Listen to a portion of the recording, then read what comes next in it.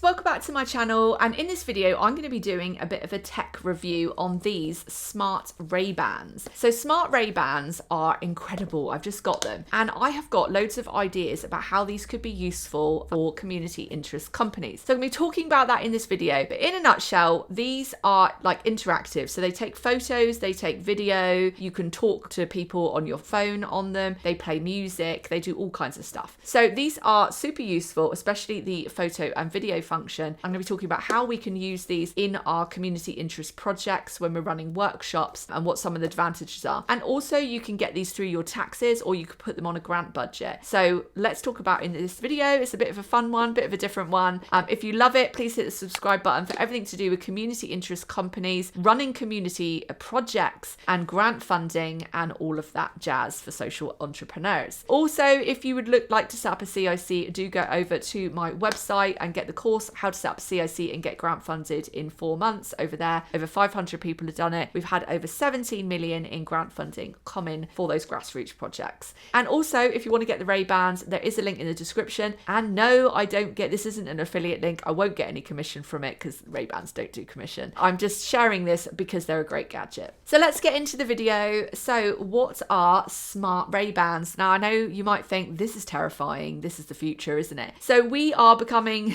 a very digitalized society, and now we have moved from the handset into other gadgets. You've seen those, the smart watches. We've seen those rings that have come out recently, which like measure your health and stuff. So there's all sorts of sort of gadgets that are being incorporated into the things that we wear. So of course, glasses came out, and Ray-Bans have been the first one, and these are super cool. So these actually turn into sunglasses when I go outside as well, so they're light sensitive, so they'll turn into sunglasses when I go out. So what can I do with these? I can press the button here and that will take a photo. I can hold it down and it will take a video. The video and photo quality is amazing. It sends it straight to an app on my phone, and then I can easily just upload it onto Instagram or whatever. So it is fantastic for content creation. This is why I'm reviewing this video. Yes, it does have some other useful things, like you can phone people on it. I can talk to it and ask it to phone someone. It reads my messages from my phone to me if I'm wearing them. I can listen to music on it, all of that stuff. But that isn't useful for a community project. It's the photos and the video that I'm interested in. So how could you have this help you if you're running a community project? So I found when I was running community projects and I was doing workshops, art workshops, running presentations, doing talks, you need to constantly be taking photo and video on the go, and it's not always easy to remember. It's not always easy to be getting your phone out and doing that when you're actually doing the delivering. Often you don't necessarily have another person with you that can do that for you or afford a professional photographer to come along. So you're often doing these things off the cuff. And the other thing is you must gain all of this evidence for grant funders and also for your social media. So grant funders will expect to see evidence like photos and video of your project. So they need to see that. So it's really important to do. So here's different scenarios that you could use this. First of all, I should also mention that if you are taking photos and videos of the public, they need to be signing consent forms if you're going to be using those online. So that is something that you could just build into your process when you're bringing people into workshops, is making sure they sign consent forms. Bearing in mind, assuming that that is all good, let's go. So say you've got the consents and everything's all good in your workshop. So I'm running art workshops and I can literally just be like, say someone does something or shows a picture or they're in action making something, easily take some photo, take a little bit of video, easily done. Also, say I'm doing a presentation and I'm talking to everybody. I did a presentation a while back and it was for 30 people, it sold out, and I forgot to get a photo of it. And I was absolutely gutted because the grant funder was like, they needed evidence that I'd done that talk. Well, if I was up giving that talk, I could have easily have just taken a photo of the crowd